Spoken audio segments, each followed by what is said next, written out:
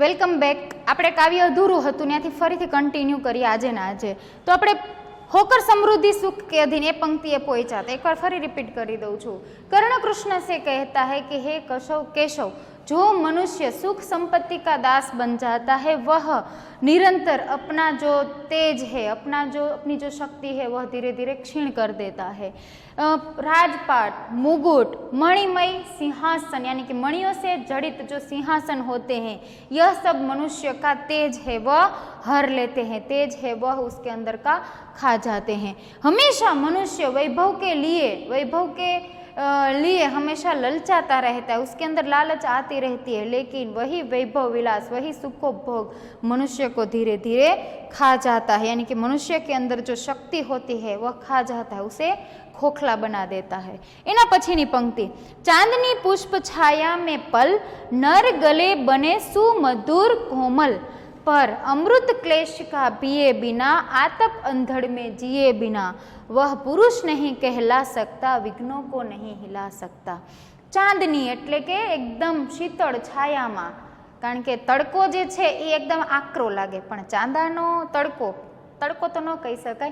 चांदानो जे प्रकाश होय एकदम ठंडो होय, शीतल होय. पूनमनी राते तमे अगासी उपर के खुल्ला मैदानमां बेठा होय तो एटली ठंडक मळे, पण समजो उनाळाना भर बपोरे सूर्यना तड़का नीचे बेठा होय तो तमे बेसी सकता નથી.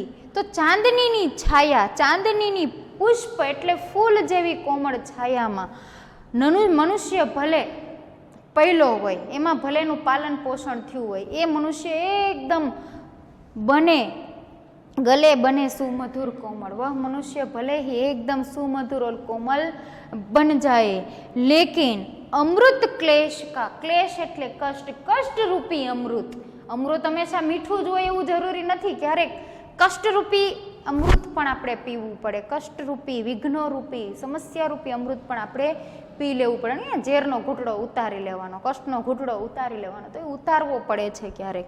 तो पिए बिना यानी कि कष्ट रूपी अमृत जिसने नहीं पिया, आतप अंधड़ में जो नहीं जिया, आतप एटले तेज धूप, अंधड़ एटले आंधी अने खूब तड़कामां के आंधीमां जे कोई जीवुं नथी, जे कोई रह्युं नथी, एवो मनुष्य छे ए पुरुष क्यारे कहलातो नथी. एने क्यारे तमे योद्धा के वीर कही सको नहीं. ए खोखलो होय, एनी अंदर कई शक्ति होय ज नहीं. विघ्नों को नहीं हिला सकता, जीवन में आई हुई छोटी से छोटी समस्या को वह नहीं हिला सकता. आपणे कहीए ने भगवान ने कि हे भगवान दुख दे, समस्या दे, कांई पण दे, पण एनी सामे लड़वानी एक शक्ति मने जरूर देजे. बीजू भले तारे जे देवुं होय दे, हूँ जेने काबिल छुं तू मने आपजे, पण एनी सामे लड़वानी मने शक्ति देजे. हूँ हताश न थई जाऊं, हूँ एकदम निर्बळ न थई जाऊं, एटला माटे तू मने एनी सामे लड़वानी शक्ति देजे. तो ए शक्ति एमने एम न आवे.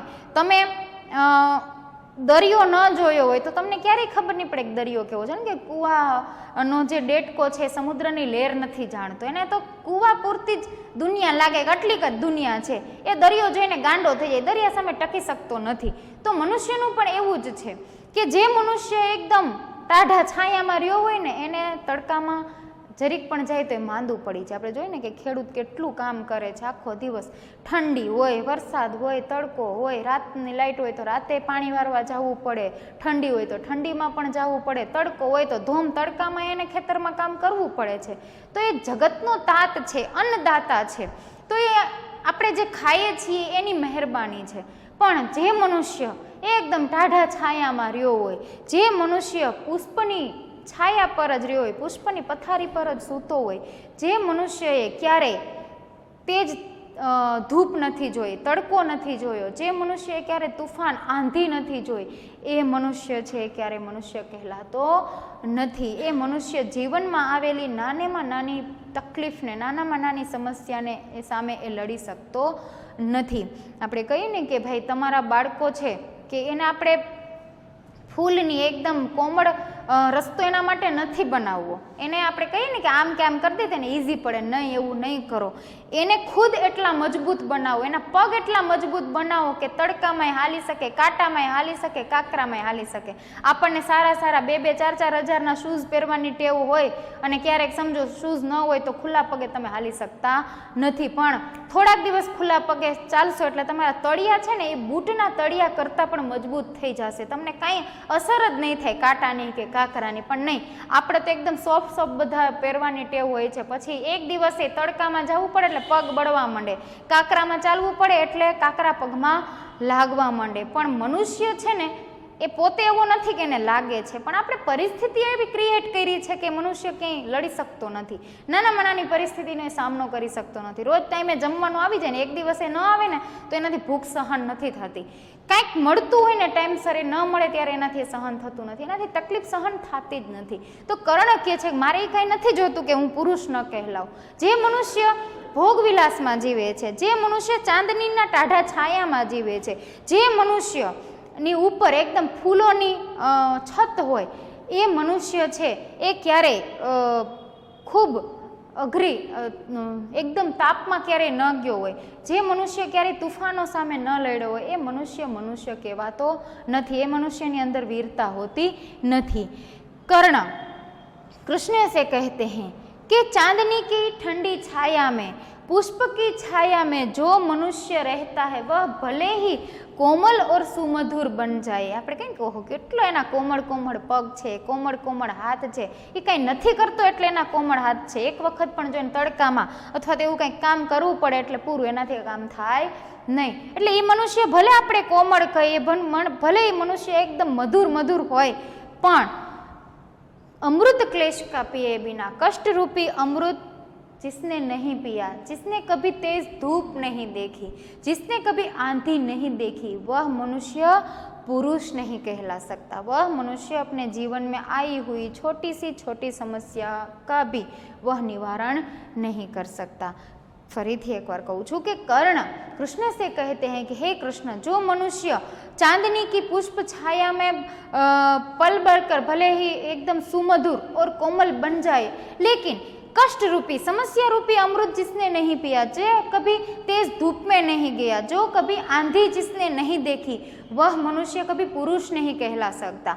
वह मनुष्य कभी छोटी समस्याओं का भी निराकरण वह नहीं कर सकता. मतलब छोटी से छोटी समस्या का भी वह सामना नहीं कर सकता. હવે જેને ઘરે નોકરો કામ કરતા હોય, આપણે હમણાં જ જોયું ને કે લોકડાઉનમાં એકબીજાના ઘરે કામ કરવા જવાની પણ મનાઈ થઈ ગઈ. ત્યારે જે મોટા માણસો હતા ને એની બાયું બહુ હેરાન થઈ ગઈ. શા માટે? તો કોઈ દી વાસણ નહોતા કર્યા, કોઈ દી કચરા નહોતા કાઢ્યા, કોઈ દી રસોઈ નહોતી બનાવી, કોઈ દી કપડાં નહોતા ધોયા, એને બધું એના હાથે કરવું પડ્યું. અને વિડીયો વાયરલ થતા હતા, હિરોઈનનું વાસણ ધોતી હોય ને હિરોઈનનું કચરા કાઢતી હોય, એને કાંઈ ન આવડે તો બહુ એને તકલીફ પડી, મોટામાં મોટી તકલીફ. કોઈ દી કંઈ નથી કર્યું એવું એને કરવું પડ્યું. ભલે પિક્ચરમાં એ એકદમ દેખાડતા હોય કે આ બહુ મહેનતી છે ને આમ કરે ને તેમ કરે, પણ રિયાલિટી આખી અલગ હોય છે. એ તો એક સંદેશો આપણને આપે છે કે આમ કરવું જોઈએ, પણ એ ખુદ પોતે એકદમ પાંગડા થઈ ગયા હોય.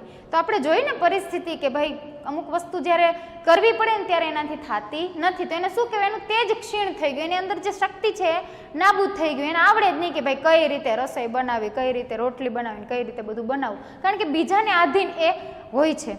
तो कर्ण कृष्ण से कहते हैं कि जो मनुष्य चांदनी की पुष्प छाया में पला हो, वह भले ही कोमल और सुमधुर बन जाए, लेकिन कष्ट रूपी अमृत जिसने नहीं पिया, जो कभी तेज धूप में नहीं गया, जिसने कभी आंधी नहीं देखी, वह मनुष्य कभी पुरुष नहीं कहला सकता. वह मनुष्य छोटे से छोटे विघ्न को भी नहीं टाल सकता, यानी कि डर जाता है.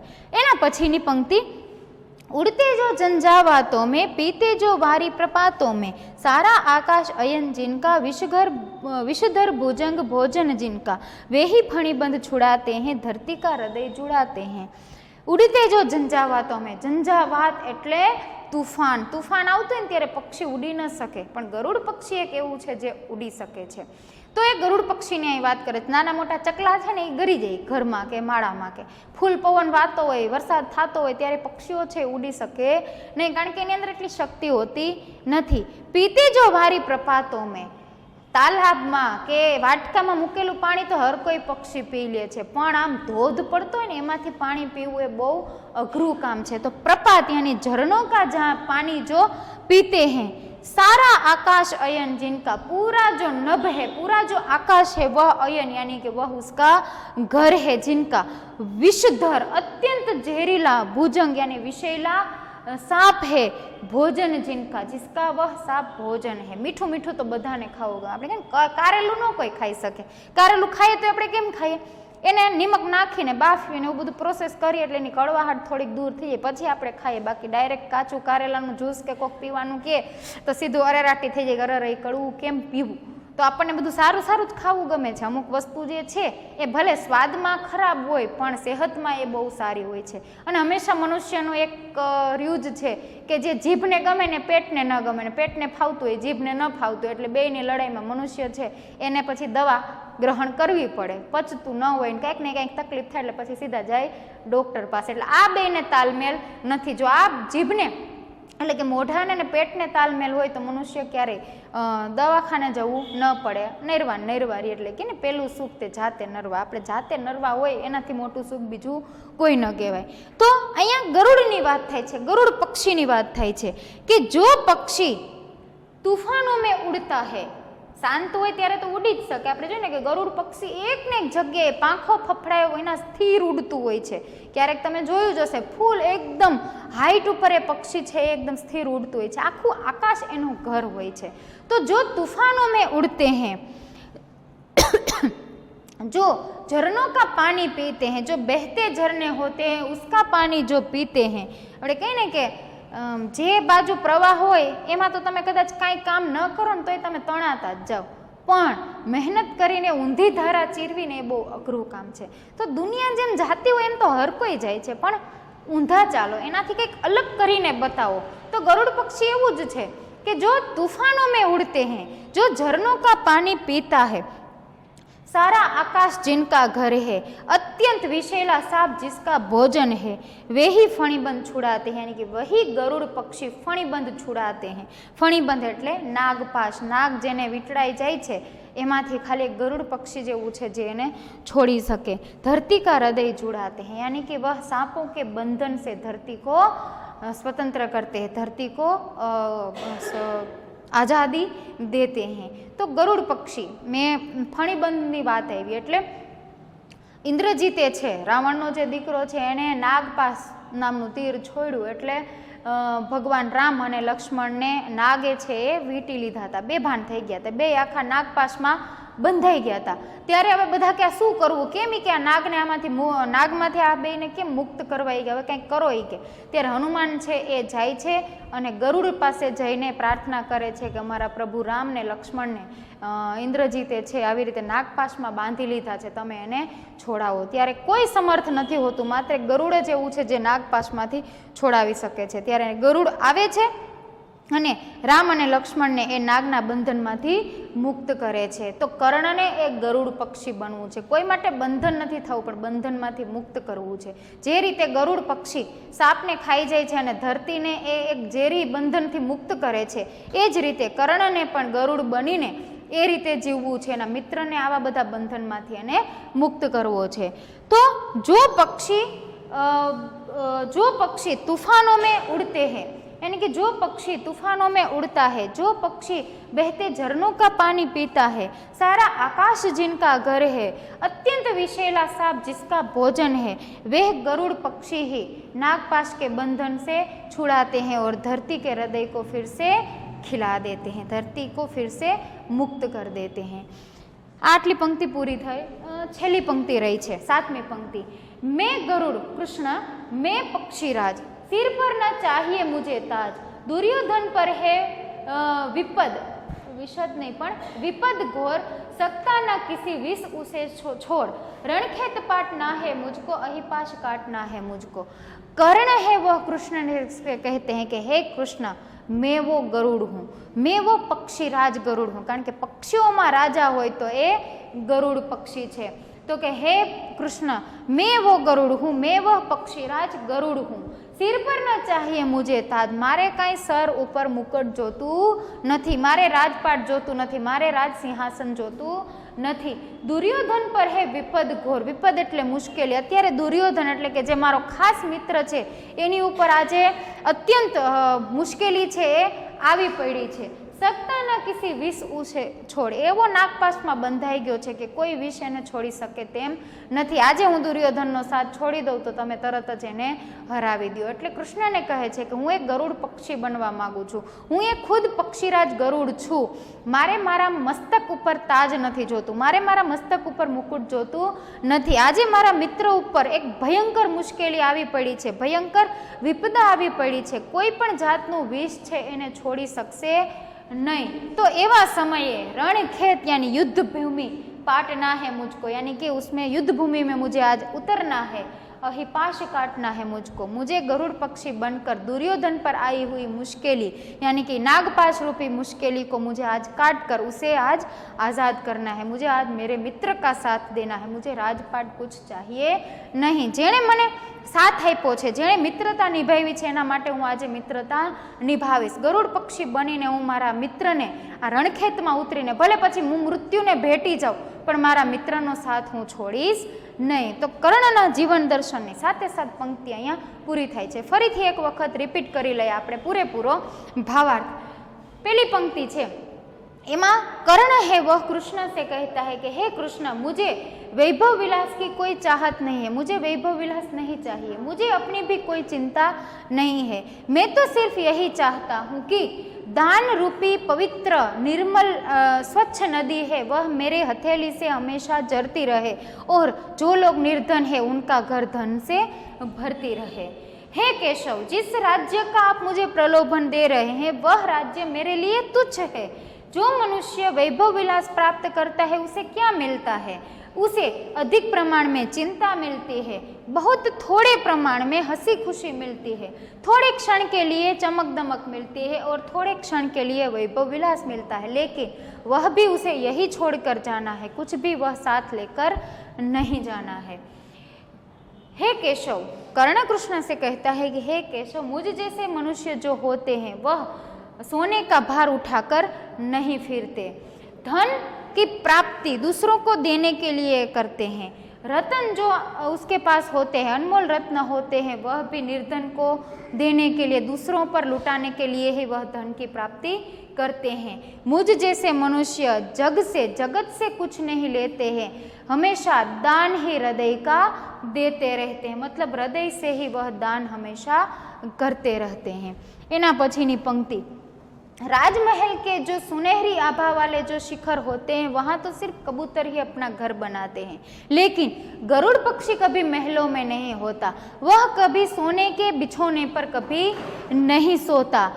गरुड़ पक्षी तो महलों में पहाड़ों में रहते हैं, ऊंचे ऊंचे पहाड़ों पर गरुड़ पक्षी रहता है, जो बड़े बड़े पत्थर होते हैं, जो बड़ी बड़ी चट्टानें होती है उसकी दरारों में गरुड़ पक्षी का घर होता है। जो मनुष्य सुख समृद्धि के जो अधीन हो जाता है, उसका दास बन जाता है, वह धीरे धीरे अपने अंदर का तप होता है, अपने अंदर की शक्ति है वह नष्ट कर देता है, क्षीण हो जाती है उसके अंदर की शक्ति।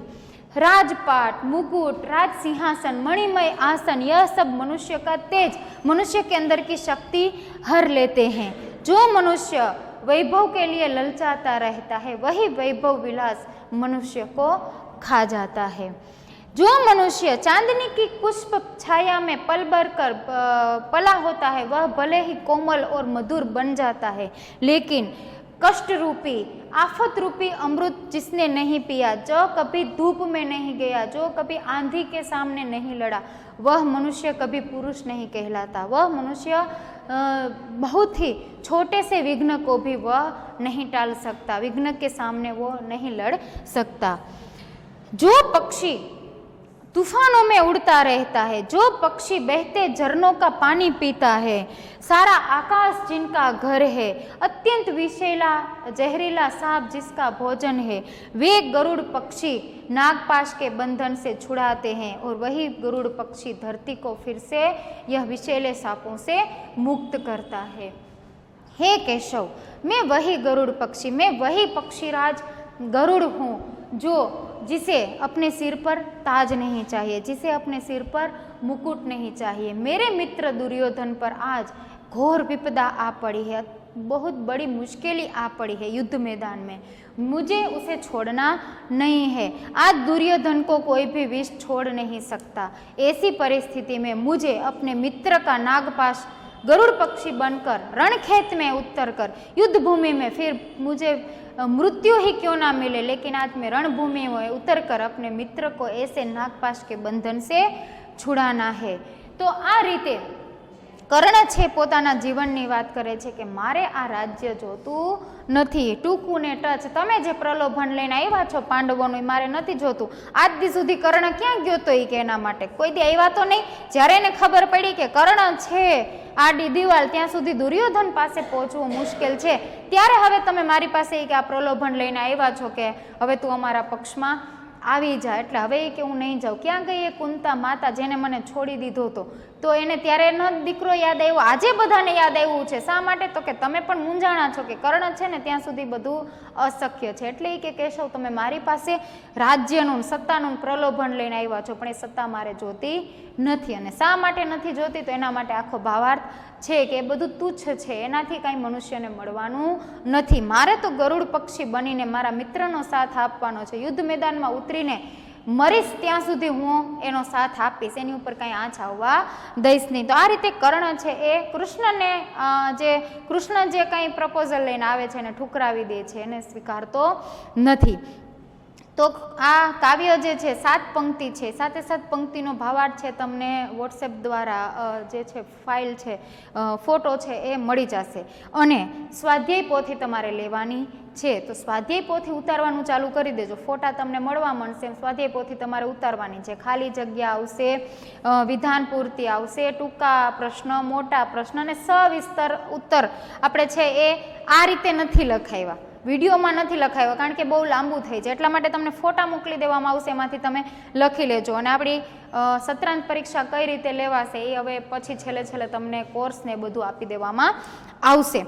તો આ કાવ્ય છે અહીં પૂરું થાય છે। હવે પછી નેક્સ્ટ લેક્ચરમાં જ્યારે આપણે મળશું ત્યારે 5મો પાઠ છે, સરસ મજાનો પાઠ છે એ આપણે લેશું। તો અત્યાર સુધી આ કાવ્ય છે એનો ભાવાર્થ હું તમને જ્યારે મોકલવામાં અહીંથી આવે સ્કૂલમાંથી ત્યારે ભાવાર્થ વાંચી લેવો, કાવ્ય પંક્તિ સાથે સાથે ભાવાર્થ તમારે પાકો કરવાનો છે, શબ્દાર્થ પાકા કરવાના છે, પર્યાયવાચી, વિરુદ્ધાર્થી બધું તમે હમણાં ટેસ્ટ ભરી એમાં તમને ખ્યાલ જ હશે। જે કોઈ વિડીયો લેક્ચર ન જોતા હોય ને નિરાતે 2-2 વાર વિડીયો જોજો। તો આ એક્સ્ટ્રા લેક્ચર હતો એ આજે ખાસ કરીને આ કાવ્ય માટે હતો। હવે પછી આપણે 5મા પાઠમાં મળશું અને ફોટા છે તમને મોકલી દેવામાં આવશે, એટલે ચિંતા કાંઈ કરતા નહીં, પાકી બુક બનાવવાની નથી। શબ્દાર્થ કે ભાવાર્થ તમારે કોઈ પણ સાદી બુકમાં છે એ લખવું હોય તો તમે લખી શકો। અને કર્ણ કા જીવન દર્શન ખાસ કરીને જો તમે એવું ન વિચારતા કે કાવ્ય છે તો એનો સાહિત્ય પ્રકાર લખવો જરૂરી નથી, કવિ કે લેખક એના જીવન વિશે પણ વાંચવું જરૂરી નથી એવું સમજતા નહીં। 1-2 માર્કમાં આવું પણ પૂછાય કે ભાઈ આ કાવ્ય કેમાંથી લેવામાં આવ્યું, આ પાઠ કેમાંથી લેવામાં આવ્યો, આ પાઠ કે આ કાવ્યનો સાહિત્ય પ્રકાર શું છે, આ પાઠ કે આ કાવ્યના સાહિત્યકાર કોણ છે, આવું પણ પૂછવામાં આવશે। તમારી પાસે અત્યારે જે સ્વા છે એમાં વિકલ્પો આપેલા નથી, પણ આપણે સત્રાંત પરીક્ષામાં વિકલ્પો પૂછવામાં આવશે। 50 માર્કનું પેપર હશે, 9માં આપણે 3 એક્ઝામ લેવાય છે, અત્યારે તો 1 એક્ઝામ આપણે લેશું હમણાં, તો એમાં વિકલ્પો આવશે, ખાલી જગ્યા આવશે, વિધાન પૂર્તિ આવશે, બધું આવશે, ટૂંકા પ્રશ્ન આવશે, મોટા પ્રશ્ન આવશે, ખાલી લેખન વિભાગ આપણે કદાચ કાઢી નાખશું। પણ અત્યારે જે કાવ્યની મેં જે સમજાવ્યું આપણે ભાવાર્થ છે ગુજરાતીમાં લખવાનો નથી થતો। 8મામાં તમે ભણતા ત્યારે કદાચ હિન્દીનું ગુજરાતી ને ગુજરાતીનું હિન્દી કરતા હતા, પણ હવે છે એ આપણે ભાવાર્થ શુદ્ધ હિન્દીમાં જ લખવાનું છે। એટલે ભાવાર્થ હું તમને આપી દઉં, એ તમારી બુકમાં કોઈ પણ બુકમાં તમે લખી લેજો અને પાકો કરી લેજો। જ્યારે એક્ઝામમાં પૂછવામાં આવે ત્યારે ગુજરાતીમાં ભાવાર્થ લખવાનો નથી। બાકી વ્યાકરણ તો અત્યાર સુધીનું લગભગ બધું થઈ ગયું છે, એકાદ ટોપિક બાકી છે જે આપણે રૂબરૂ જ્યારે સ્કૂલ ચાલુ થશે ત્યારે એ કરાવશું। તો વ્યાકરણ તો છે એ બધું વાંચવાનું જ છે, ન જોયું હોય ને તો પહેલેથી લેક્ચર જોવાનું ચાલુ કરી દેજો, રોજ 30-30 મિનિટના એક લેક્ચર જોઈ લેજો એટલે તમારું પાકું થઈ જાય। બાકી ગમે 1-2 વિષય ઉપર તમે ધ્યાન રાખીને અમુક વિષય છે બાદ કરી નાખો, બહુ ધ્યાન દેતા નથી, પણ તો ત્યાં તમારી ટકાવારી ઘટશે, એટલે યાદ રાખજો બધા સબ્જેક્ટ જરૂરી છે। તો તો રામધારી સિંહ દિનકર વિશે તમારી ટેક્સ્ટ બુકમાં આપ્યું એ વાંચી લેજો, એની કૃતિઓ વિશે વાંચી લેજો. બીજું, કર્ણનો જીવનનો ટૂંકમાં પરિચય અથવા તો કર્ણ જે કાંઈ વાત કૃષ્ણને કરે છે બધી એક પછી એક 7 પંક્તિનો ભાવાર્થ છે મેં તમને અહીંયા કરાવ્યો છે, એ પણ તમારે વાંચી લેવાનો છે. અને સ્વલેખન હવે આપણે આ રીતે વિડીયોમાં નહીં લખાવું પણ ફોટા મોકલી દેશો, એમાંથી જોઈ જોઈને તમારે સારા અક્ષરે સ્વલેખન કરી લેવાનું છે, એમાંથી જ વાંચવાનું છે. અને પાઠ્યપુસ્તકને પણ પહેલી પ્રાયોરિટી આપવાની છે, બીજી પ્રાયોરિટી સ્વાને. બાકી નવનીત પાછળ કે કાંઈ દોડતા નહીં, પાઠ્યપુસ્તકમાં છે એમાંથી જ બધું પૂછાશે. હવે પછી આપણે નેક્સ્ટ લેક્ચરમાં 5મો પાઠ સરસ મજાનો રાણી લક્ષ્મીબાઈના જીવન ઉપર એક સરસ મજાનો અંક છે એ ભણવાનો છે, તો તેના માટે પણ તમે તૈયાર થઈ જાજો. Thank you.